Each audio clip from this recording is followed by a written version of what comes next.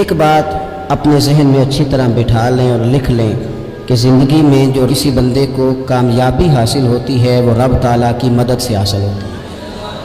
اگر رب تعالیٰ مددگار ہو تو پھر کوئی چیز بھی رستے میں رکاوٹ نہیں بنتی، اور اگر مالک کریم کو منظور نہ ہو، اس کا ذہن بڑی وسعت رکھتا ہو، بڑی اچھی پلاننگ کرنا جانتا ہو، سارا کچھ ہو، تو بندہ ناکام ہو جاتا ہے۔ مسلمانوں کو جتنی کامیابیاں ملی ان کا پس منظر صرف اتنا تھا کہ اللہ تبارک و تعالیٰ نے اپنے بندوں کی مدد فرمائی، اور اب تعالیٰ نے قرآن مجید میں اس حقیقت کا بیان کیا، فرمایا بل اللہ مولاکم، فرمایا بلکہ اللہ تمہارا مولا ہے، وَهُوَ خَيْرُ النَّاصِرِينَ، اور وہ بہترین مددگار ہے۔ وہ جو رب تمہارا مولا ہے وہ بہترین مددگار ہے، اور اگر وہ مدد کرے تمہاری، سورہ آل عمران میں آگے جا کے ارشاد فرمایا اگر اللہ مدد کرے تو پھر تم پر کوئی غالب نہیں آ سکتا، اور اگر وہ تمہاری مدد چھوڑ دے تو پھر کوئی تمہاری مدد کر سکتا، کوئی مدد نہیں کر سکتا۔ کچھ چیزیں ایسی ہیں جن سے اللہ کی مدد آتی ہے، مدد ملتی ہے۔ ایک چیز ان میں سے ایسی ہے جس سے بہت مدد نازل ہوتی ہے، وہ ہے کہ جب رب آپ کو دے نا تو پھر آپ بھی اس کے رستے میں دیں، پھر مدد آتی ہے، پھر اور آتا ہے۔ بخاری مسلم میں حدیث ہے، یہ زیادہ ہی توجہ طلب امر ہے، اس پر آپ غور کریں گے۔ حضرت ابو ہریرہ فرماتے ہیں کہ نبی پاک علیہ السلام نے فرمایا ایک شخص نے بادلوں کے اندر سے آواز سنی کہ فلاں آدمی کا کھیت اور باغ خشک ہو گیا ہے، وہاں برسو اور اس کے کھیت کو سیراب کرو۔ وہ بڑا حیران ہوا کہ بادل سے آواز آ رہی، پھر اس نے دیکھا کہ ایک پہاڑی پر بارش ہوئی، وہ بادل وہاں برسا، پھر نالیوں سے ہوتا ہوا پانی ایک طرف چلا، تو جس نے آواز سنی تھی حضور بیان کر رہے ہیں، وہ بھی پیچھے پیچھے چلا کہ پانی کدھر جا رہا ہے۔ اس نے جا کے دیکھا کہ ایک مقام پہ ایک باغ کو وہ پانی لگ رہا ہے اور ایک آدمی وہ پانی لگا رہا ہے۔ اس نے اس سے پوچھا تیرا نام کیا ہے؟ اس نے کہا کیوں؟ کہنے لگا بتا نا۔ اس نے نام بتایا تو کہنے لگا یہی تو وہ نام ہے جو میں نے بادلوں کے اندر سے سنا ہے کہ فلاں کے کھیت کو پانی دے دو۔ اس نے کہا یار تو کیا عمل کرتا ہے کہ اسپیشل تیرے لیے بارش برسے؟ یہ بخاری پڑھ رہا ہوں، سیاستہ سے حدیث عرض کر رہا ہوں۔ اس سے پوچھا تو کیا کام کرتا ہے کہ جناب اللہ تبارک و تعالیٰ کا حکم کرم آیا کہ خاص تیرے لیے پانی برسے اور تیرے کھیت کو سیراب کرے؟ تو اس نے کہا چھوٹا ذمہ دار ہوں، پر جب فصل اگتی ہے تو 3 حصے کرتا ہوں، ایک حصہ اپنے بال بچوں پہ بہن بھائیوں پہ خرچ کرتا ہوں، ایک حصہ پورا، اور ایک حصہ دوبارہ کاشتکاری پہ لگاتا ہوں، اور تیسرا حصہ خالص میں نے مسکینوں، یتیموں اور غریبوں کے لیے رکھا ہوا ہے۔ وہ جو تیسرا حصہ اللہ کرے آپ سمجھیں، وہ رب کے بندوں پہ تیسرا حصہ خرچ کرتا ہے نا، تو کریم مالک نے فرمایا جہاں سے غریب کا حصہ جاتا ہے وہ کھیت خشک نہیں رہنا چاہیے، وہ جہاں سے مسکین روٹی کھاتے ہیں وہ خشک نہ رہے، جہاں سے یتیموں کو کچھ آتا ہے کہیں اس کی فصل رہ نہ جائے۔ میں اور آپ بھی اگر اپنے مال میں مسکینوں، یتیموں، غریبوں کے حصے رکھ لیں گے تو فصلیں خشک نہیں رہیں گی، ان کے اندر تازگی آئے گی، نور آئے گا، کرم آئے گا، خاص کر خدا کی رحمت برسے گی۔ مدد اللہ سے چاہیں، اپنی توجہات کا مرکز رب رسول کی ذات کو بنائیں، پھر آپ محسوس کریں گے کہ بڑی جلدی اللہ تعالیٰ کی مدد آنے لگی ہے۔ جب رب مدد فرمائے، جب اللہ مددگار بنے۔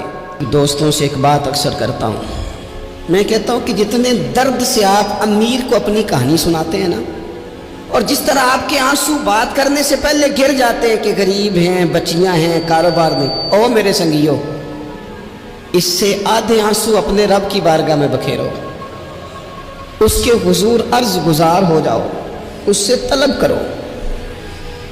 ایک وقت انسان پر زندگی میں ایسا آتا ہے کہ اسے یوں محسوس ہوتا ہے کہ میرا سایہ بھی طرح سے پیچھے ہٹ گیا ہے، اسے یوں لگتا ہے کہ میں کسی سہارے پہ ہاتھ ڈالتا ہوں تو وہ بھاگ جاتا ہے مجھ سے، لیکن مالک کی بارگاہ ایسی عظیم بارگاہ ہے، رب رسول کے آستانے اتنے بڑے ہیں کہ آپ جب وہاں کشکول طلب دراز کرتے ہیں تو جھولی پھیلانے میں دیر لگتی ہے، ان کو بھرنے میں تو کوئی دیر نہیں لگتی۔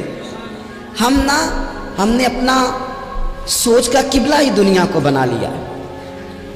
یہ جو اللہ والوں کی مدد ہے یہ تو ہے اللہ ہی کی مدد ہے، لیکن یہ جو سیٹھوں کی طرف توجہ کرنا، نوابوں کی طرف توجہ کرنا، دنیا داروں کی طرف توجہ کرنا اور اپنا مزاج اس طرح کا بنا لینا، یارو گردن کو جھکا دیتا ہے خیرات کا پتھر، جہاں میں مانگنے والوں کے سر کبھی اونچے نہیں ہوتے۔ اور اقبال کہتے ہیں غیرت ہے بڑی چیز جہان تگ و دو میں، پہناتی ہے یہ فقر کو تاج سردارا۔ میں عرض کروں گا کہ اپنی آپ جب توجہ کا قبلہ اللہ رسول کو بنائیں گے تو رب فرماتے ہیں وَيَرْزُقْهُ مِنْ حَيْثُ لَا يَحْتَسِبُ، میں نہ تجھے وہاں سے رزق دوں گا جہاں سے کبھی تیرا گمان بھی نہیں کیا ہوگا، کہ یہاں سے بھی مل سکتا ہے، تو نے سوچا بھی نہیں ہوگا۔ بخاری شریف میں حدیث ہے، حضرت جابر ابن عبداللہ فرماتے ہیں نبی پاک صلی اللہ علیہ وسلم نے 300 لوگوں کا ایک لشکر روانہ کیا کسی مہم کے لیے، کسی جہاد کے لیے۔ حضرت ابو عبیدہ بن جراح رضی اللہ تعالیٰ عنہ امیر لشکر تھے۔ فرماتے غربت اتنی زیادہ تھی، بھوک اتنی زیادہ تھی کہ ایک ایک کھجور دن میں ایک وقت کھانے کو ملتی تھی، اور کچھ دن ایسے آئے کہ اب کھجور بھی نہیں مل رہی۔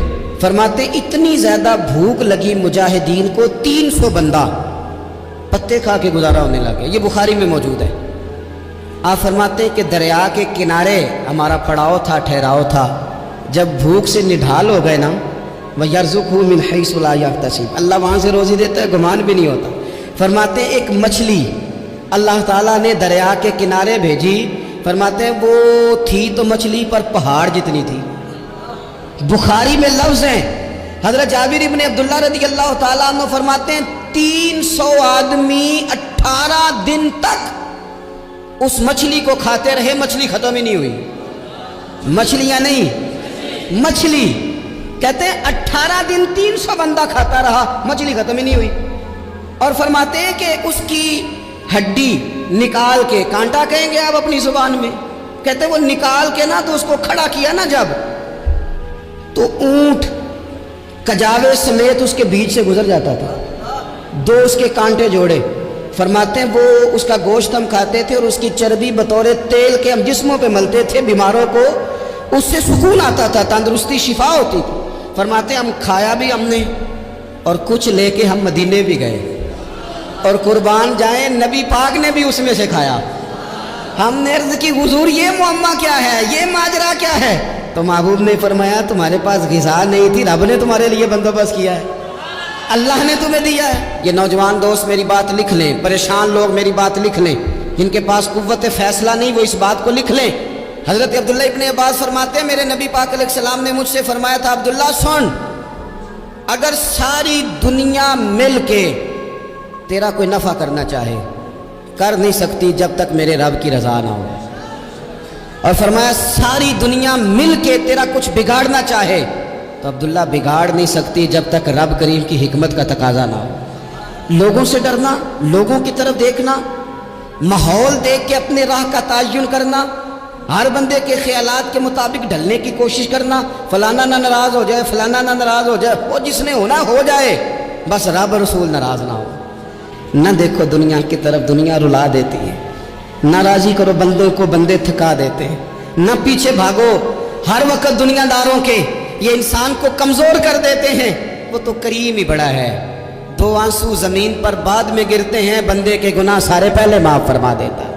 اللہ کی مدد کا حصول، اپنے مالک کی مدد کی طرف بڑھنا، آپ کو بدر کی جنگ بھی یہی درس دے گی، آپ کو احد کا میدان بھی یہی سبق دے گا، فتح مکہ بھی یہی سبق دے گا۔ اپنی زندگی میں اللہ کی مدد کی طرف بڑھیں، مالک کی مدد کا حصول اختیار کرنے کی کوشش کریں، اللہ کے ساتھ اپنے آپ کو جوڑیں۔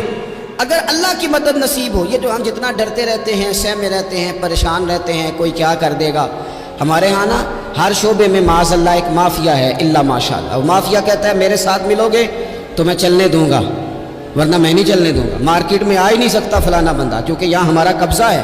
اور میرے بھائی پھر بہت سارے لوگ جن کی نیتیں اور ارادے بڑے اچھے ہوتے ہیں شروع میں، وہ بھی اس مافیا کا شکار ہو جاتے ہیں اور ان کے رنگ میں رنگ جاتے ہیں۔ یاد رکھنا کسی شخص کی بلیک میلنگ کا کبھی شکار نہ ہونا، کبھی کسی کی میٹھی اور مسجع مکفہ باتوں کا شکار نہ ہونا۔ کوئی کیا کر سکتا ہے اگر اللہ مددگار ہو تو؟ جس کو رب کریم اٹھانا چاہے اسے کوئی گرا سکتا ہے؟ ہم یہ ڈرے ڈرے سہمے پریشان فیصلہ کرنے کی طاقت نہیں، مجھے چلنا چاہیے کہ نہیں، اٹھنا چاہیے کہ نہیں، کرنا چاہیے، اٹھ باندھ کمر کیوں ڈرتا ہے؟ پھر دیکھ خدا کیا کرتا ہے۔ اپنی زندگی میں اپنے مالک کو مولا جان کے، بل اللہ مولاکم، اللہ تمہارا مولا ہے، وہو خیر الناصرین، وہ بہترین مددگار ہے۔ توجہ جب بھی کرے رب کی جانب کرے، اپنے دل کا قبلہ درست رکھیں، سوچوں کے زاویے سیدھے رکھیں۔ میرے بھائی، مالک جب بندوبست کر دے نا، جب مالک بندوبست کرتے پھر ایسا بندوبست کرتا ہے کہ لوگوں کے پاس نا چارہ نہیں رہتا۔ حضرت مریم رضی اللہ تعالی عنہا پاک باز تھیں، مسجد میں رہی تھیں، پر مالک کی حکمت کے تقاضے بڑے عجیب ہیں نا۔ پھر جناب مریم کو اللہ تعالیٰ نے بغیر شوہر کے اولاد عطا کر دی۔ یہ بات ہی ایسی تھی، وہ کسی نے کہا تھا کہ مخلوق تو فنکار ہے اس درجہ کے پل بھر میں سنگے در کعبہ سے بھی اصنام تراشے، تم کون ہو کیا چیز ہے داغ کبابی، لوگوں نے تو مریم پہ بھی الزام تراشے۔ تو لوگوں نے کہا کدھر سے لے آئی بچہ، تیرا باپ تو ایسا نہیں تھا، کہاں سے لے آئی؟ اللہ کرے میں آپ کو سمجھا سکوں، ذرا اپنے آپ کو وہاں کھڑا کریں کہ ایک پاک باز عورت، پاک باپ کی بیٹی، طیب ماں کی بیٹی اور اللہ کے گھر میں پرورش پانے والی خاتون، ایک وہ وقت اور ایک یہ وقت کہ اس عورت کو کٹہرے میں کھڑا کر کے پوچھا جا رہا ہے کہ معاذ اللہ تیری گود میں بچہ جائز نہیں ہے، کہاں سے لائی ہے؟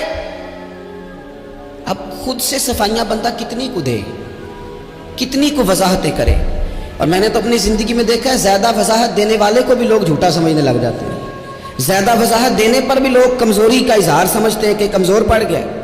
آپ صلح کی کوشش کرتے ہیں، سامنے والا بزدل سمجھ لیتا ہے، زیادہ وضاحتیں بھی کمزور کر دیتی ہیں۔ اب حضرت مریم کو کٹہرے میں کھڑا کر کے کہا بچہ کس کا ہے؟ تو پھر خدا بندوبست جب کرے، اللہ جب مددگار ہو، تو پھر حضرت مریم کی گواہی درختوں سے نہیں دلوائی، اس نے پتوں سے نہیں دلوائی، پھر فرشتے نہیں بھیجے۔ حضرت مریم کہنے لگی مجھ سے نہ پوچھو، وہ جو پنگوڑے میں ہے اسی سے پوچھ لو، ان سے پوچھو نا، وہ کون ہے پوچھ لو، ان سے کر لو سوال۔ انہوں نے کہا پنگوڑے میں چند دنوں کا بچہ، یہ جواب دے گا؟ مددگار تھا رب، ان کی برات کا اعلان کرنا تھا مالک نے، اور جب مالک اعلان کر دے، جب مالک تیری صفائی دینا چاہے، جب مالک تجھے دنیا کے سامنے نکھارنا چاہے، تو پنگوڑے میں لیٹے حضرت عیسیٰ بول کے کہنے لگے انی عبداللہ آتانی الکتاب، فرمایا میں اللہ کا بندہ ہوں، رب نے مجھے کتاب عطا کر کے نبی بنا کے دنیا میں بھیجا ہے، میں اللہ کا بندہ ہوں، کتاب لے کے آیا ہوں، نبی بن کے آیا۔ پھر پنگوڑے سے اعلان ہو گیا، پھر بچہ بول پڑا۔ اور یہ ایک دفعہ نہیں بات ہوئی، یہ بنی اسرائیل میں ایک جریج نام کے شخص بھی تھے جو نماز پڑھ رہے تھے، بعض نے لکھا ہے نفل نماز تھی، اماں نے پکارا تو آئے نہیں، تو ماں کے منہ سے نکل گیا تو اتنی دیر تک مرے گا نہیں جب تک کسی بے حیا عورت کا منہ نہ دیکھ لے۔ تو وہ عبادت گزار تھے، لیکن لوگوں نے ان کی عبادت، ریاضت، پرہیزگاری کو نہیں دیکھا، بس ایک عورت کو بھیج کے الزام لگوا دیا۔ وہ عورت آیا جایا کرتی تھی، اب آ جاتی ہیں عورتیں، مسئلہ پوچھنے کی نیت سے بھی آ جاتی ہیں، ماحول میں کچھ جگہ ایسی بھی ہیں جہاں عورتیں دم کرانے کے بہانے آ جاتی ہیں۔ وہ خاتون آتی جاتی تھی اس خانقاہ پہ، آستانے پہ، یہ بخاری میں موجود ہے، پھر اس نے کہا میری گود میں جو بچہ ہے یہ انہی کا ہے۔ مجھے بتائیں کیسے بندہ وضاحت دے؟ حالات خراب ہو گئے، لوگ کٹیا جلانے لگے، ماحول اور طرح کا بن گیا۔ میرے نبی پاک علیہ الصلوۃ والسلام فرماتے ہیں پھر اس رب کے بندے نے کہا مالک تو کریم ہے، تیری مشیت کا تقاضا آیا جو میری ماں نے جملے بولے تھے، پر اب میں وضاحت دینے کے قابل نہیں رہا، اب تو ہی کرم کرے گا تو دروازہ کھلے گا۔ تو وہ چند دنوں کا بچہ پنگوڑے میں بول کے کہنے لگا میں اس درویش کا نہیں، میں تو فلانے چرواہے کا بچہ ہوں، وہ جو بکریاں چراتا ہے۔ رب کی مدد کو پکاریں، اپنے ساتھ اپنے مالک کی مدد کو شامل کریں، تھوڑے رزق پر بھی گزارا اچھا ہونے لگ جائے گا۔ سارے لوگ آپ کو گرانے کی تدبیریں کر رہے ہوں گے اور مالک آپ کو عزتیں عطا فرما دے گا، اس کی بارگاہ سے حکمت کا تقاضا اور ہو جائے گا۔ ہم نے ساری زندگی لوگوں کو راضی کرنے میں گزار دی، ساری زندگی بڑھاپا آ گیا بچوں کو پالتے، اور بچوں نے آخری عمر میں کہہ دیا ابا اگر کوئی ڈھب کا کام کر لیتے تو آج ہمارے دن بھی پھر نہ جاتے۔ ساری زندگی گزار دی بہن بھائیوں کو راضی کرنے میں، ساری زندگی گزار دی ذمہ داریاں اٹھانے میں، ان کو 99 دفعہ دیا، ایک دفعہ نہیں دیا تو انہوں نے کہہ دیا تو نے تو کبھی دیا ہی نہیں، تو تھا ہی نہیں۔ ساری زندگی محلے داروں، علاقے والوں کو راضی کرنے میں گزار دی۔ اور میں نے ایسے لوگ بھی دیکھے دین کے لیے وقت گزارا، لیکن جب بڑھاپے میں دانت کام نہ کرتے تھے تو وقت کے مفتیوں کو بھی مسجدوں کی کمیٹیوں نے کہہ دیا اب آپ کی سمجھ نہیں آتی، ہم نے خطیب کو یور رکھنا ہے. میں آپ کو اپنے تجربے کی بات بتا رہا ہوں. جن لوگوں کا خیال ہوتا ہے نا کہ آپ سٹارٹ کریں فلانا کام، ہم آپ کے ساتھ ہیں، اللہ کا ہی کوئی نظام ہے، وہ بالکل بھی نہیں ساتھ ہوتے. لیکن ایسا نہیں ہے کہ کوئی ساتھ نہیں ہوتا. اللہ تعالیٰ بڑے اسباب پیدا کرتا ہے، وہاں سے دیتا ہے جہاں سے گمان بھی. ہمارا یہ ذہن بن جاتا ہے ہم ساری اپنے حساب سے چلتے ہیں، اتنے رشتہ داروں سے، اتنے کون آپ کے ساتھ چلے گا، سوال ہی نہیں پیدا ہوتا. یہ سارے کام چھوڑ کے سب سے پہلے 2 رکعتیں پڑھو، اپنے رب کی بارگاہ میں، رسول کائنات کی بارگاہ میں گزارشات اور استغاثے پیش کرو، وہاں سے خیر طلب کرو. دنیا دار کیا دیں گے، کیا دے سکتے ہیں، کیا حیثیت ہوتی ہے کسی. اللہ کہتا ہے وہاں سے دوں گا. تو جو اللہ مال دے وہ لینا چاہیے کہ رشتہ داروں کا مال دیکھنا چاہیے؟ جو اللہ دے وہ لینا چاہیے کہ سیٹھوں نوابوں کی جیبیں دیکھنی چاہیے؟ جو اللہ دے وہ قبول کرنا چاہیے یا دیکھنا چاہیے کون سا آدمی کہاں پہنچ گیا؟ چھوڑو، اپنی مٹی پہ چلنے کا سلیقہ سیکھو. کسی کے سنگ مرمر پہ چلو گے تو پھسل جاؤ گے. کبھی آپ صرف کہہ دیں نا میرا رب میرے ساتھ ہے، اس لفظ میں اتنی طاقت ہے کہ دشمن ویسے زیر ہو جاتا ہے. زندگی میں کسی سے بھی لڑائی ہو اچھی طرح سوچ لیں کہ اللہ اس طرف ہے یا اس طرف ہے. اگر آپ زیادتی پہ ہیں تو پھر رب مظلوم کی جانب ہے. اگر اللہ کی مدد آپ کے ساتھ ہے تو دنیا کی کوئی طاقت آپ کو گرا نہیں سکتی. اور اگر آپ مظلوم کے مقابلے میں ظالم بن کے آپ کھڑے ہو گئے ہیں اور آپ نے رویہ وہ اختیار کیا ہے کہ جس میں مدد نہیں آئے گی، تو پھر یاد رکھ لیں کہ آپ کوئی بھی ہیں، کہاں بھی ہیں، آپ کمزور ہیں. طاقتور تھے ابتدائے اسلام میں، ظاہری طاقت تھی کفار مکہ کے پاس. وہ ڈنڈوں سے مارتے تھے غریبوں کو، ان کے ہاتھوں میں ڈنڈے تھے، پر خدائی طاقت ان مظلوموں کے ساتھ تھی. صاحب زرقانی نے لکھا ہے حضرت زنیرہ رضی اللہ تعالیٰ عنہ ایک لونڈی ہے، غریب ہے. ماڑے دا کی کام محمد نس جانا یا رونا، غریب سادی بی بی اور لونڈی کنیزہ، ایک مشرک کی کنیزہ تھی. انہوں نے کلمہ پڑھ لیا. وہ ڈنڈوں سے مارتا، دروں سے مارتا، تکلیف دیتا. حضرت زنیرہ رضی اللہ تعالیٰ عنہ کو اتنا مارا، اتنا مارا. اب آپ ایک اور پہلو پر بھی غور کریں، مار بھی پڑ رہی ہے پر خدا ادھر ہی ہے، اللہ کی مدد ادھر ہی ہے. رب کہتا ہے کہ پہلے تو صبر کرنا، ان اللہ مع الصابرین. تو صبر کرے گا تو پھر رب کی معیت ملے گی. ذرا ٹھہرنا، تو تھوڑا ڈٹنا. ان الذین قالوا ربنا اللہ ثم استقاموا تتنزل علیہم الملائکہ. تو کہے اللہ میرا رب ہے، پھر تو پہلے ڈٹ، پہلے تو نے ڈٹنا ہے. ثم استقاموا، جو ڈٹ گیا، تتنزل علیہم الملائکہ، ڈٹنے والے کے لیے مدد آتی. پہلے تھوڑا ٹھہرنا پڑتا ہے، پہلے تھوڑا صبر کرنا پڑتا ہے، حوصلہ کرنا پڑتا، اس کے بعد مدد آتی. مار پڑ رہی ہے، مارا جا رہا ہے. حضرت زنیرہ کو ان کا مالک جو ہے ظاہری آقا وہ مار